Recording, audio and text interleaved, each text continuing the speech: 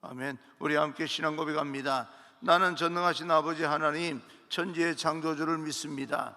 나는 그의 유일하신 아들 우리 주 예수 그리스도를 믿습니다. 그는 성령으로 잉태되어 동정녀 마리아에게 나시고 본디오 빌라도에게 고난을 받아 십자가에 못 박혀 죽으시고 장사된 지 사흘 만에 죽은 자 가운데서 다시 살아나셨으며 하늘에 오르시어 전능하신 아버지 하나님 우편에 앉아 계시다가 거기로부터 살아있는 자와 죽은 자를 심판하러 오십니다. 나는 성령을 믿으며 거룩한 공교회와 성도의 교제와 죄를 용서받는 것과 몸의 부활과 영생을 믿습니다. 아멘. 오늘 선포되어질 하나님의 말씀은 누가복음 19장 28절부터 40절까지 말씀입니다. 누가복음 19장 28절부터 40절입니다. 교독합니다. 교독하겠습니다. 예수께서 이 말씀을 하시고 예루살렘을 향하여 앞서서 가시더라. 갈람원이라 불리는 산 쪽에 있는 벳바게와 베단이 가까이 가셨을 때에 제자 중 둘을 보내시며 이르시되 너희는 맞은편 마을로 가라. 거리로 들어가면 아직 아무도 타보지 않은 나귀 새끼가 메어 있는 것을 보리니 풀어 끌고 오라.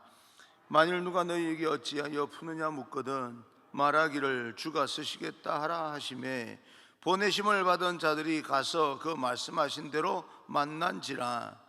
나귀 새끼를 풀 때에 그 임자들이 이르되 어찌하여 나귀 새끼를 푸느냐 대답하되 주께서 쓰시겠다 하고 그것을 예수께로 끌고 와서 자기들의 겉옷을 나귀 새끼 위에 걸쳐놓고 예수를 태우니 가실 때에 그들이 자기의 겉옷을 길에 펴더라.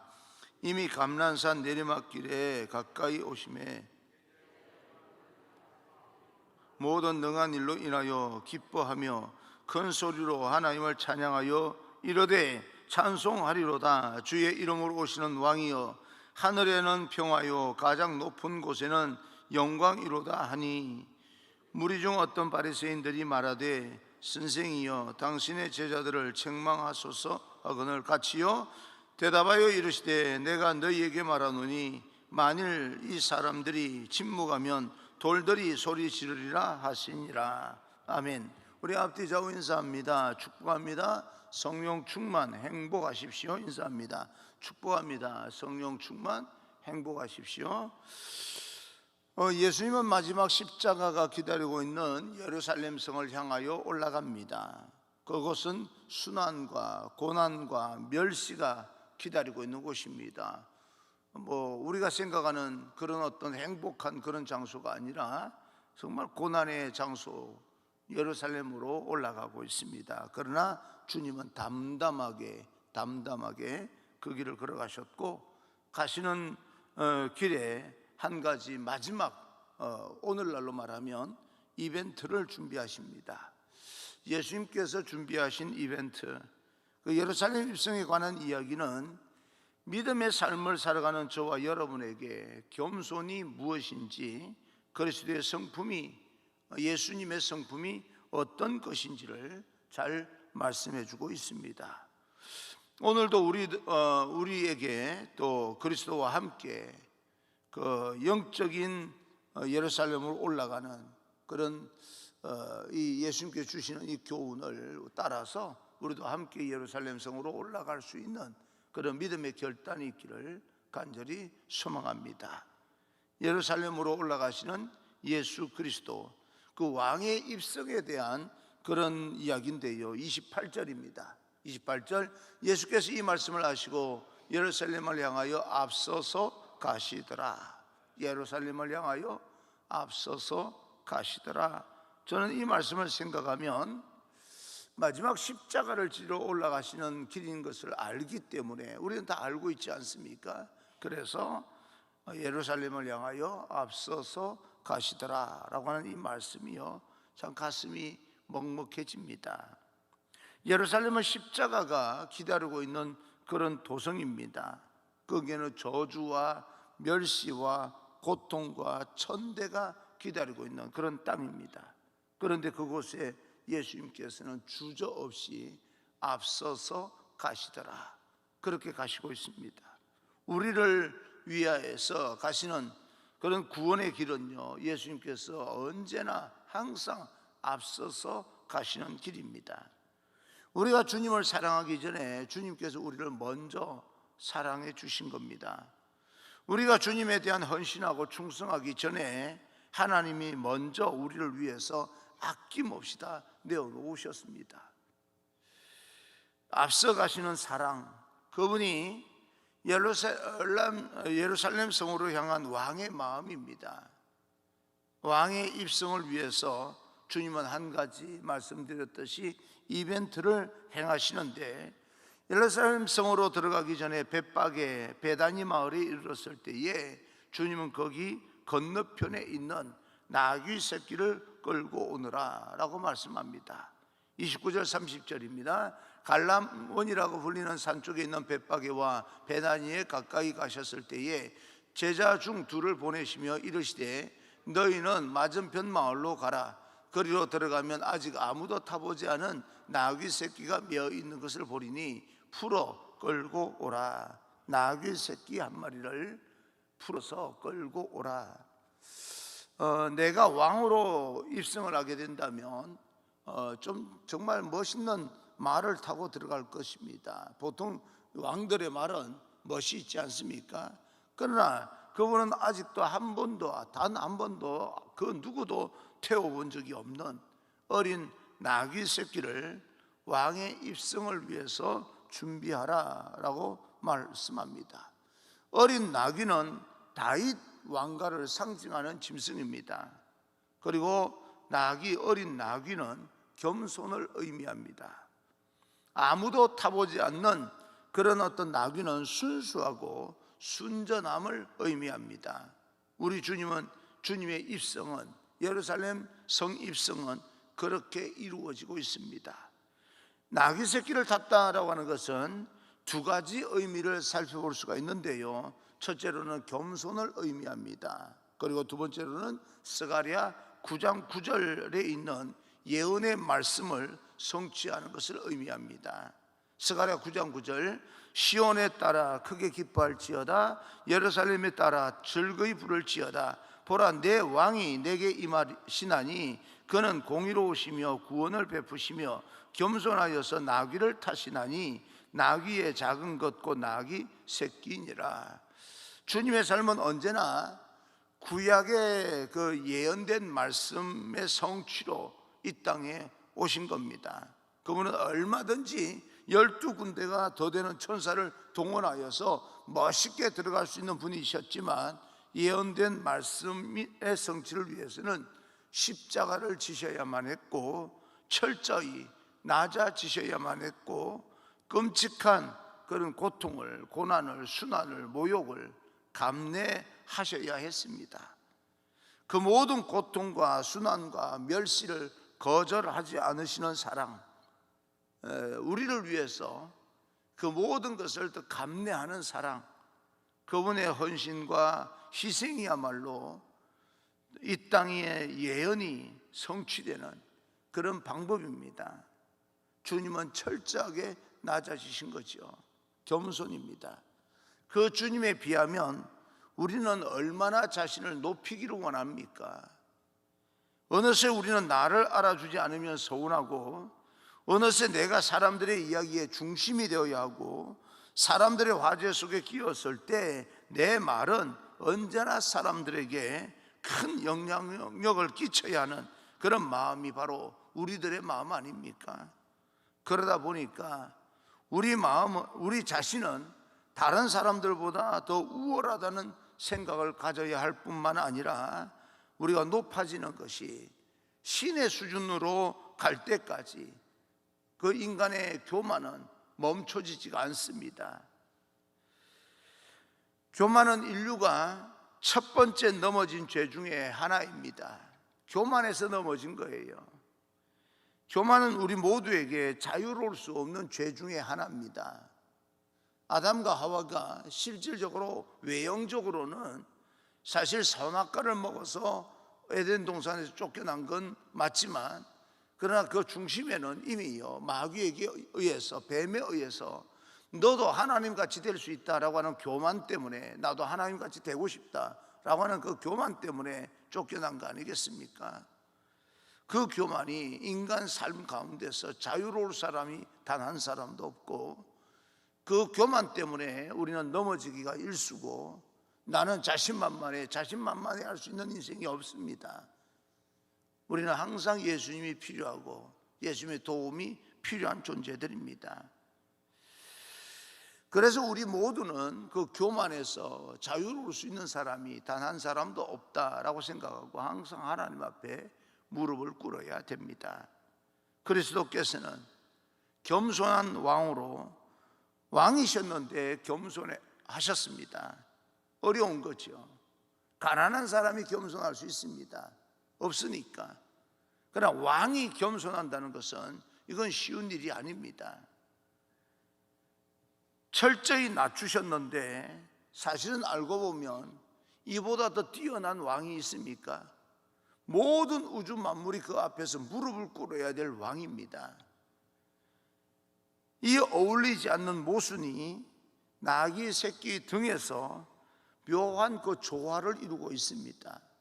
가장 탁월한, 가장 모든 우주 만물이 무릎을 꿇어야 될 왕 앞에서 왕의 모습이 아주 작은 나귀를 타고 가는 그 모습, 정말 이 모순되는 이 장면이요, 어쩌면 이렇게 조화롭게 잘 어울리는 장면으로 우리에게 비춰지게 됩니다. 이 왕이 가장 높은 자리에 앉아있는 왕이요, 억지로 겸손한 척하면 위선입니다. 표시가 납니다. 어색해요. 그런데 정말 겸손한 왕이 겸손하면요, 그럴 수 없을 것 같은데 묘한 조화가 이루어집니다. 어울리는 거예요. 그런 모습도 진정으로 겸손하면. 난 여러분 축복합니다. 모순되는 그런 어떤 상황 속에서도 어울릴 수 있는 그런 귀한 인생이 되기를 바랍니다. 우리가 낮추면 주님이 우리를 높여주십니다. 우리가 철저하게 우리 자신을 비우면 주님의 풍성함으로 채워지는 것이 복음의 비밀이고 신앙의 역설입니다. 오늘도 나귀를 대신, 목자 대신 주님을 통해서 우리는 교훈을 얻습니다. 우리 이 장면을 여러 번 설교를 통해서 모르지 않습니다. 그런데 우리가 오늘 이 시간에 다시 한번 나귀 새끼를 통하여서 주님께서 우리에게 주시는 교훈을 들을 수 있는 필요성을 느끼는 것은, 낮추라, 그러면 때가 되면 내가 너희를 높이리라. 이게 믿어지는 그런 인생이 되면 더없이 행복하고 하늘의 축복을 받는 그런 인생이 될 것입니다.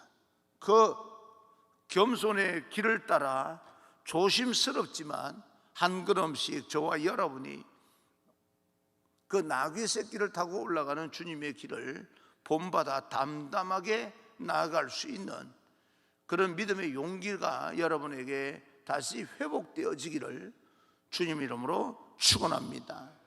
33절 34절입니다. 나귀 새끼를 풀 때에 그 임자들이 이르되 어찌하여 나귀 새끼를 푸느냐 대답하되 주께서 쓰시겠다 하고, 주께서 쓰시겠다, 이 말씀 한마디는 우리 모두에게, 그 주인에게 하는 말이 아니라 오늘날 사는 우리 모두에게 헌신을 촉구하는 음성입니다. 주님이 말씀하시면 나에게도 묶여있는 고삐를 풀어야 됩니다. 헌신과 희생의 고삐를 풀어야 됩니다. 내가 주인으로 알고 그동안 내 것으로 알고 소유 삼았던 모든 것을 비우고 헌신하라라고 하는 그런 이야기입니다. 나귀 새끼나 예수님 앞에 왔을 때 제자들은 모두 겉옷을 벗어서 나귀의 등 위에 옷을 얹고, 그리고 그 앞에 이제 예수님을 태우고 이렇게 예루살렘 성으로 올라가는 그런 장면이 펼쳐집니다. 35절입니다.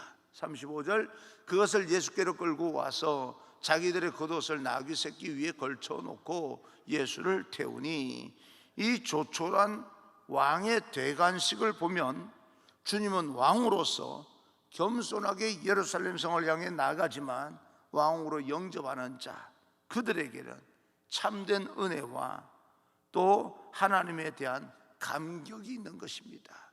그래서 호산나, 하나님께 영광을 돌리면서 노래하면서 올라가고 있는 것입니다. 백성들은 그 예수님께서 나귀 새끼를 타고 올라가시는 그 장면을 보면서 외치기 시작합니다. 호산나, 호산나 외칩니다. 오늘날로 다시 말하면요, 우리가 하는 말로 말하면 만세, 만세, 만만세 이 뜻입니다. 그 안에는요, 그 왕을 높이는 그런 어떤 그 의미가 담겨져 있지 않습니까? 호산나, 호산나. 다시 말하면 만세, 만세, 만만세 이런 환호성을 부르면서 그 예수님 올라가시는 길을 영접합니다. 우리를 구원하소서, 호산나, 우리를 구원하소서. 그런 뜻이 있지만 만세라고 하는 환호성의 의미도 있습니다.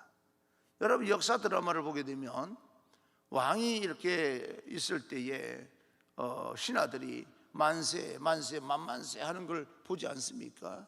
그 안에는 그냥 환호성으로 끝나는 것이 아니라 왕의 이 지위가 영원하기를 바랍니다 라고 하는 그런 의미가 담겨져 있지 않습니까? 건강하기를 바랍니다, 이 왕자가 영원하기를 원합니다 라고 하는 그런 뜻으로 담겨져 있습니다. 그런 것처럼 호산나, 호산나, 주님 나를 구원하소서, 우리를 구원하소서 라고 하는 그런 뜻이 있지만 환호성의 의미도 있는 거죠.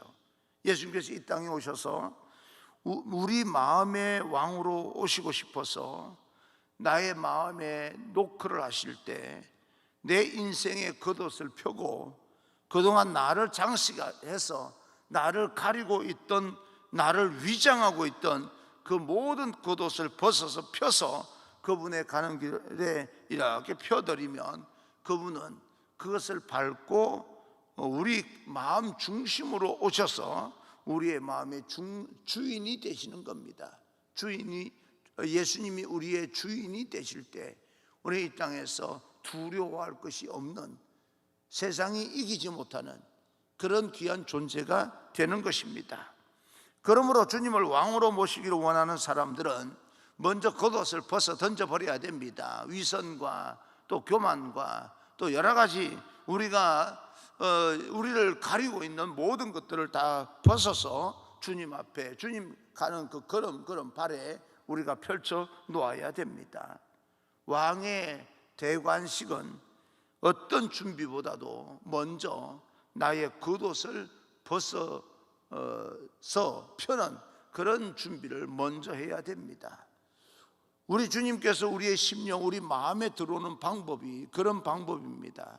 내 안에 주인 삼은 모든 것을 내려놓고 주님 오셔서 내 마음의 주인이 되시고 나를, 내 인생을 다스려 주옵소서. 주님의 영광을 나를 통하여 드러내소서. 하나님 한 분만 사랑하며 살게 하여 주옵소서. 그런 고백이 바로 우리 입술에서 나와야 될 고백입니다. 이와 같이 주님께서 예루살렘으로 입성하실 때 두 부류의 사람들이 그곳에 있었는데, 한 부류의 사람들입니다. 37절 38절. 이미 감람산 내리막길에 가까이 오심에 제자의 온 무리가 자기들이 본 바 모든 능한 일로 인하여 기뻐하며 큰 소리로 하나님을 찬양하여 이르되 찬송하리로다. 주의 이름으로 오시는 왕이여, 하늘에는 평화요 가장 높은 곳에는 영광이로다 하니, 주님을 찬양하고 높이는 사람들의 찬송 소리를 여러분 유심히 한번 살펴보십시오. 마치 천군 천사들이 예수님께서 탄생하실 때 불렀던 그런 노래말과 동일합니다. 물론 땅의 평화가 아니라 하늘의 평화로 선포한 것은 아직 땅의 평화를 맞이할 준비가 되지 못했을 것입니다.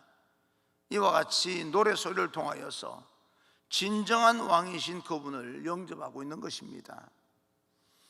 근데 이렇게 하나님의 예수님의 가시는 길을 찬양하는 사람이 있는가 하면 또 한 부류가 있습니다. 39절 40절입니다.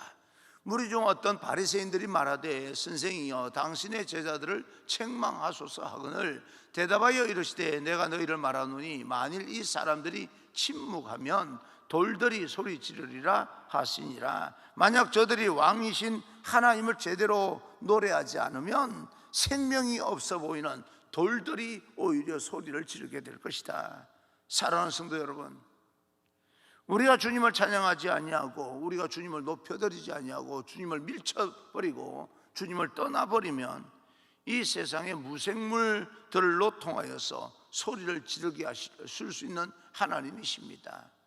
근데 하나님은 우리에게 뭐라고 말씀합니까? 내가 내 찬송을 다른 자에게 빼앗기지 아니하리라 라고 말씀합니다. 내가 여러분 한 사람 한 사람 내가 너희들을 다른 어떤 원수마귀들에게 빼앗기지 않겠다, 그 말과 같습니다. 그래서 우리 입술에서 주님을 찬양하는 그 찬양의 소리가 나와야 되는 겁니다. 이 백성은 나의 찬송을 부르게 하기 위해서 지으셨다라고 선포를 합니다. 우리의 입은 주님을 높이고 우리의 삶은 주님의 영광을 위해서 살아가도록 부르심을 받았습니다. 저와 여러분은 우리 인생의 모든 삶 가운데 주님 한 분만을 높이는 그런 귀한 인생 되기를 주님 이름으로 축원합니다. 주님을 찬양하고 주님을 영화롭게 하고 하나님 앞에 그럼으로 인하여서 크게 쓰임을 받는 저와 여러분이 되기를, 여러분 자녀들이 되기를, 여러분 가정과 직장이 되기를 주님 이름으로 축원합니다. 오늘 우리는 우리 인생을 살면서 어떻게 예수님의 하나님의 영광을 드러낼 것인가, 그것을 다시 한번 깊이 생각하면서 오늘도 담담하게 예수님께서 십자가에 올라가실 때 담담하게 가셨던 것처럼 여러분 하루의 인생도 담담하게 시작할 수 있기를, 믿음으로 시작할 수 있기를 주님 이름으로 축원합니다. 할렐루야. 예수님이 여러분과 함께 하십니다.